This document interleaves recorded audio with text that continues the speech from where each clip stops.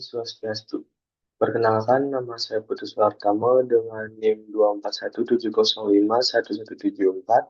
Di sini saya akan mempresentasikan jawaban dari UTS Agama Hindu. Kita langsung saja ke soal yang pertama.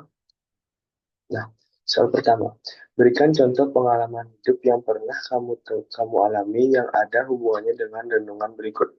Apapun perbuatan yang kau lakukan, engkau akan menuai hasil yang sepadan. Maka dari itu, engkau harus mengembangkan moralitas dan meresapkan nilai-nilai kemanusiaan. Ketika makanan menjadi basi, tidak ada gunanya menyimpan makanan tersebut, karena ia akan menjadi semakin basi. Engkau mungkin saja bisa menyembunyikan dosa-dosamu dari masyarakat, namun engkau tidak dapat menyembunyikan apapun dari Tuhan. Nah, contoh pengalaman hidup dari saya sendiri yaitu saat sekolah, saya pernah mencontek karena merasa tidak yakin dengan jawaban saya. Walau tidak ketahuan, rasa bersalah terus menghantui. Nilai bagus itu terasa basi karena bukan hasil kerja keras. Sejak saat itu, saya mulai jujur dan belajar sungguh-sungguh. Saya sadar meski bisa menyembunyikan kesalahan dari orang lain, saya tidak bisa menyembunyikannya dari Tuhan dan hati nurani sendiri. Perbuatan baik memang tidak selalu berbuah, tidak langsung berbuah, tetapi hasilnya jauh lebih damai dan bermakna. Nah, soal yang kedua yaitu yoga berarti penyatuan yang bermakna penyatuan dengan alam atau penyatuan dengan Sang Pencipta. Yoga merupakan salah satu dari 6 ajaran filsafat Hindu yang menitik beratkan pada aktivitas meditasi atau tapa di mana seseorang memusatkan seluruh pikiran untuk mengontrol panca inderanya dan tubuhnya secara keseluruhan. Jelaskan dan beri contoh tahap-tahap Astanga Yoga. Nah, tahap-tahap Astanga Yoga sendiri yang pertama ada Yama. Nah, Yama ini artinya pengendalian diri, yaitu tidak berbohong dan tidak mencuri. Yang kedua ada Niyama, yaitu disiplin pribadi seperti hidup bersih dan bersyukur. Yang ketiga ada Asana, yaitu sikap tubuh. Seperti duduk bersila untuk meditasi. Yang keempat ada pranayama, yaitu pengaturan napas, yaitu teknik pernapasan tenang dan dari dalam. Dan yang kelima ada prayathara, yaitu menarik indera dari dunia luar, yaitu tidak terganggu suara saat meditasi. Yang keenam ada dharana, yaitu konsentrasi, fokus pada napas atau lilin. Yang ketujuh ada dhyana, yaitu meditasi, duduk tenang dalam kesadaran penuh. Dan yang terakhir ada samadhi, yaitu penyatuan dengan Tuhan, merasakan damai dan lepas dari ego. Yang soal ketiga yaitu Tuhan dalam agama Hindu disebut Brahman atau Sang Yang Widi. Selain itu pada dasarnya ketuhanan dalam agama Hindu percaya kepada Tuhan yang Maha Esa. Tetapi sistem ketuhanannya terkoordinasi dalam konsep ketuhanan Trimurti. Tuhan adalah kebenaran, Tuhan ada di mana-mana, jangan pernah bersandar pada ketidakbenaran dalam keadaan apapun. Jika mengikuti jalan ketidakbenaran, kita tidak akan dapat mengembangkan kasih. Maka dari itu, kembangkanlah kasih sepanjang waktu. Berilah contoh dalam kehidupan sehari-hari bagaimana mengembangkan kasih dengan mengikuti kebenaran. Nah, saya akan memberikan contoh yaitu seorang siswa menemukan dompet di jalan yang berisi uang dan identitas pemiliknya. Ia bisa saja mengambil uang itu diam-diam, tetapi karena memilih jalan kebenaran, ia mencari cara untuk mengembalikannya. Dengan mengembalikan dompet itu, ia tidak hanya jujur, tetapi juga menunjukkan kasih kepada orang lain yang mungkin sangat membutuhkan dompet itu. Soal keempat yaitu berikan contoh pengalaman hidup yang pernah kamu alami yang ada hubungannya dengan renungan berikut. Apapun perbuatan yang kau lakukan, engkau akan menuai hasil yang sepadan. Maka dari itu, engkau harus mengembangkan moralitas dan meresapkan nilai-nilai kemanusiaan.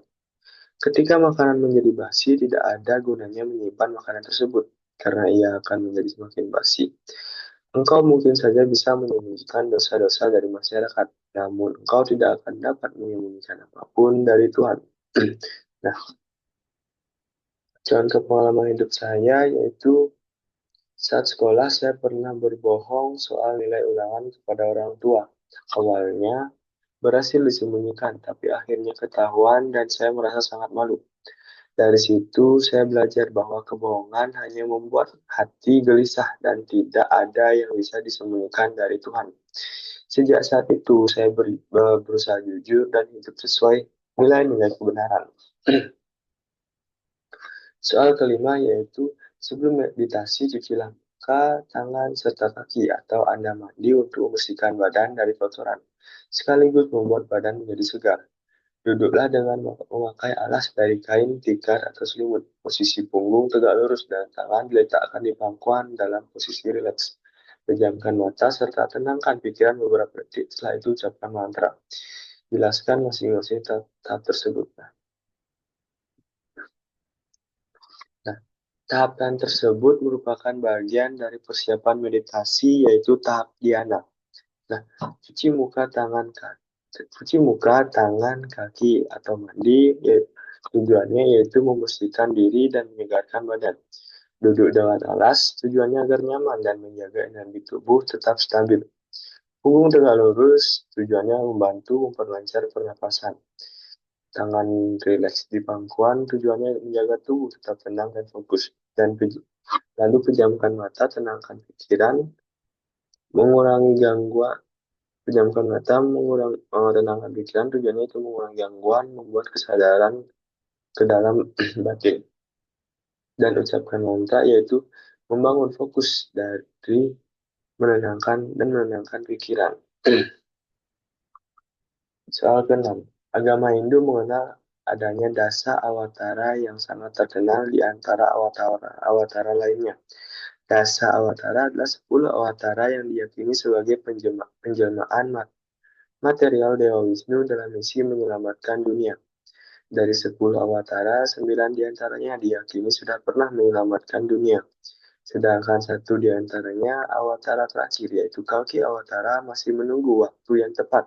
Konon pada akhir kali juga untuk turun ke dunia. Kisah-kisah awatara tersebut terangkum dalam sebuah kitab yang disebut Purana.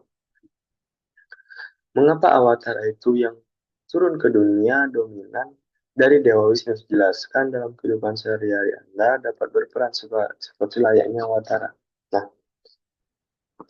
mengapa awatara yang turun ke dunia dominan dari Dewa Wisnu? Karena Dewa Wisnu dikenal sebagai pelindung dan pemelihara alam semesta. Contoh dalam kehidupan sehari-hari, kita dapat berperan sebagai awatara seperti tidak membuang sampah sembarangan, melawan bully, membantu orang yang sedang kesulitan. Dan sana kita bisa melihat eh, sama seperti Dewa Wisnu yang menjaga alam semesta agar tetap seimbang. Soal ketujuh yaitu jelaskan hubungan antara yoga surya namaskara dengan pranayama dan berikan contoh pranayama yang cocok untuk asanas tersebut. Badan dan pikiran dan gambarkan rangkaian yoga surya namaskara yang Anda ketahui dan apa maknanya. Nah,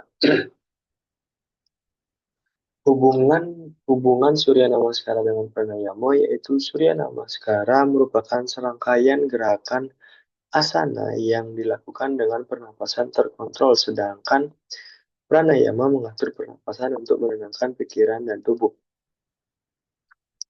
Nah, contoh pranayama yang cocok untuk asana tersebut yaitu Ujjayi Pranayama dan Kapalbhati Pranayama.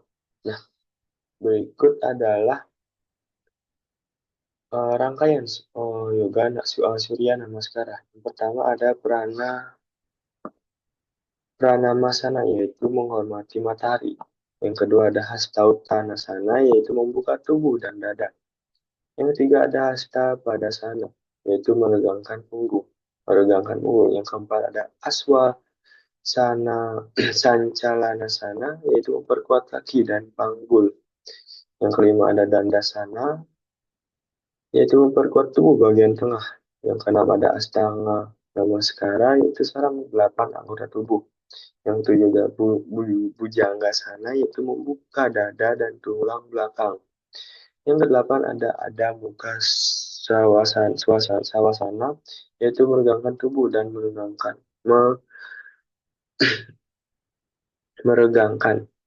Yang ke-9 ada Aswa Sancalasana, yaitu kembali ke posisi sebelumnya. Yang ke-10 Hasta Padasana, yaitu meregangkan tubuh belakang lagi. Yang ke-11 Hastautanasana, yaitu mengangkat tubuh dan membuka dada. Dan yang ke-12 yaitu Pranamasana, yaitu menyelesaikan dengan rasa bersyukur. Soal ke-8 yaitu ide sang yang widi, fase bersifat wiapi, wiapake ada di mana-mana. Jelaskan bagaimana Anda dapat membuktikan bahwa Tuhan itu ada di mana-mana. Dan kita dapat membuktikannya melalui keajaiban dalam melalui kegiatan alam, melalui keajaiban alam, seperti keharmonisan alam dan kehidupan di dunia. Momen-momen berkah dan pertolongan tidak terduga, dan saat berdoa atau meditasi, perasaan menjadi tenang dan damai. Yang ke-9, berilah contoh. Soal ke-9 itu berilah contoh dalam kehidupan sehari-hari bagaimana mengembangkan kasih dengan mengikuti kebenaran dari hukum karma pala. Cara contoh dalam kehidupan sehari-hari bagaimana yaitu dengan berbuat baik tanpa mengharapkan imbalan, berbicara dengan kebenaran dan kejujuran, memahami dan menghormati perasaan orang lain, serta memaafkan dan melepaskan dendam. Yang ke-10 yaitu yoga dan meditasi adalah salah satu cara untuk kita bisa mendapatkan ketenangan jiwa, perasaan damai, dan bisa melepaskan kita dari rasa stres. Yoga dan meditasi bisa dilakukan oleh semua agama, bukan cuma untuk pemeluk agama Hindu, karena sebenarnya yang dilakukan pada saat kita melakukan meditasi yoga adalah menenangkan pikiran, pemusatan pikiran, dan pengaturan nafas. Jelaskan mengapa yoga sangat penting untuk meditasi. Nah, yoga sangat yoga asana penting untuk meditasi karena bisa mempersiapkan tubuh untuk meditasi, meningkatkan sirkulasi darah dan energi, menyembuhkan energi dan mengurangi stres, menjaga keseimbangan pikiran dan tubuh, dan meningkatkan kesadaran diri. Baik, itu dia dari presentasi saya mengenai jawaban dari Universitas Agama Hindu. Saya ucapkan terima kasih dan Om Santi Santi Santi Om.